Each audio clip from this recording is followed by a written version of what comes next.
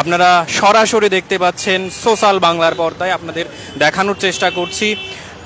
আর কিছুক্ষণের মধ্যেই আগরতলায় জনসভায় মিলিত হতে চলছেন কংগ্রেসের যিনি সর্বভারতীয় সাধারণ সম্পাদিকা রয়েছেন প্রিয়াঙ্কা গান্ধী। আর কিছুক্ষণের মধ্যেই সভা করতে চলেছে। ইতিমধ্যেই কাতারে কাতারে কর্মী সমর্থকরা ভিড় জমাতে শুরু করেছেন।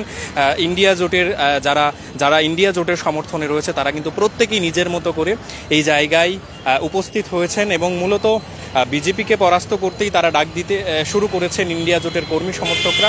যে তারা বলতে শুরু করেছেন যে আগামী দিন এই রাজ্যে বা এই দেশে ইন্ডিয়া জোট ক্ষমতায় আসতে চলেছে এবং নানানভাবে তারা কিন্তু তাদের মতো করে উদ্যোগ নিতে শুরু করেছে, প্রচার শুরু করেছে। ইতিমধ্যেই বিজেপির যিনি রয়েছেন বিজেপির স্বরাষ্ট্রমন্ত্রী বা শীর্ষ নেতৃত্ব কিন্তু রাজ্য সফরে আসতে শুরু করেছেন।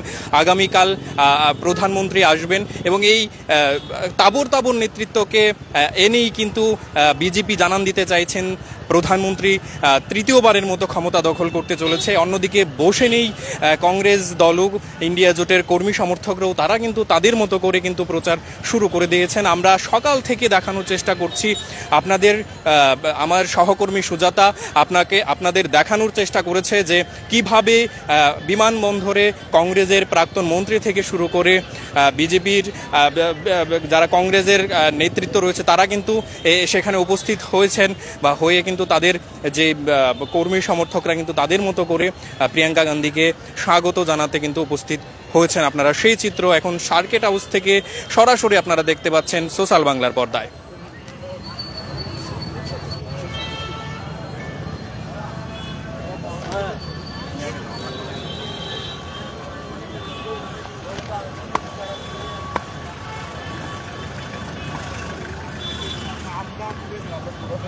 আজকে প্রিয়াঙ্কা গান্ধী আসলো, কি বলবেন রাজ্য সফরে?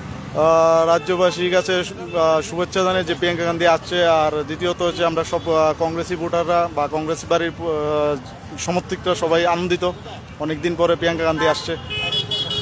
ইন্ডিয়া জোট এই রাজ্যে লোকসভা ভোটে কতটা প্রভাব ফেলবে বলে মনে করছে? দুটো সিটে ইন্ডিয়া জোট পাশ করবে, ভালো মার্জিনে পাশ করবে। বিজেপির শীর্ষ নেতৃত্বরাও আসছে, আগামীকাল প্রধানমন্ত্রী আসবেন। প্রধানমন্ত্রী নিজে আসবে কোনো কাজ হবে না। বিপ্লব দেব নিজে জানে যে সিট হারছে। সোনামুড়া সাব ডিভিশনে মিনিমাম 40,000 ভোট লিড থাকবে আশিস কুমার স্যার, উনি কন্টিনিউ প্রোগ্রাম করছে। আপনি কি বলবেন, কোথায় আপনার বাড়ি? আমার বাড়ি শিলাচুরি। আপনি কি পশ্চিম ত্রিপুরা না পূর্ব ত্রিপুরাতে পড়েন? পশ্চিম আসন। পূর্বে কৃতি সিং দেববর্মন প্রার্থী হয়েছেন এবং অপরদিকে রাজেন্দ্র রিয়াং। না, রাজেন্দ্র রিয়াং মনে হয় জিতবে, এবারে অনেক বুথের মাঝখানে জিতবে। কেন মনে হচ্ছে এটা? কেন মনে হচ্ছে, কারণ কৃতি সিং দেববর্মা অনেক দূরের থেকে ক্যান্ডিডেট হয়েছে, কিন্তু আমরা রাজেন্দ্র রিয়াং আমরা যে ক্যান্ডিডেট আমরা লোকাল ত্রিপুরার, ওই ত্রিপুরা কিছু করতে পারবে না আশা করি।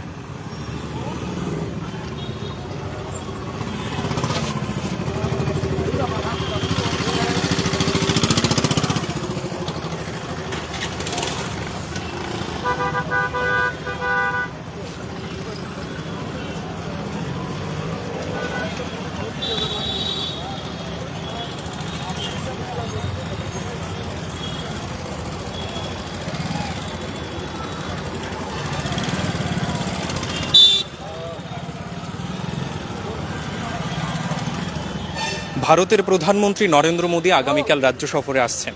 উনি নানানভাবে প্রতিশ্রুতি দিয়ে গেছেন বা দিয়ে যাচ্ছেন সাধারণ নাগরিকদের এবং রাজ্যবাসীর, যে আগামী দিন যদি তারা ক্ষমতায় আসেন বা প্রধানমন্ত্রীর দায়িত্বভার গ্রহণ করেন নানানভাবে বেকার সমস্যা থেকে শুরু করে গরিব খেটে খাওয়া মানুষদের স্বার্থে কাজ করবে। অপরদিকে রাহুল গান্ধীও কিন্তু নানানভাবে প্রতিশ্রুতি দিয়ে যাচ্ছেন, বছরে চাকুরি থেকে শুরু করে মহিলাদের জন্য 1 লক্ষ টাকা এবং নানানভাবে কর্মসংস্থানের ব্যবস্থা করে দেবেন এবং দুনো পক্ষই কিন্তু নিজেদের মতো করে প্রতিশ্রুতি দিয়ে যাচ্ছেন এবং আগামী 19 মোদী আসছেন স্বামী বিবেকানন্দ ময়দানে, উনি প্রচার করবেন এবং রাজ্যবাসীর উদ্দেশ্যে বক্তৃতা রাখবেন। বিভিন্নভাবে তারা কিন্তু তাদের মতো করে প্রচার শুরু করেছে।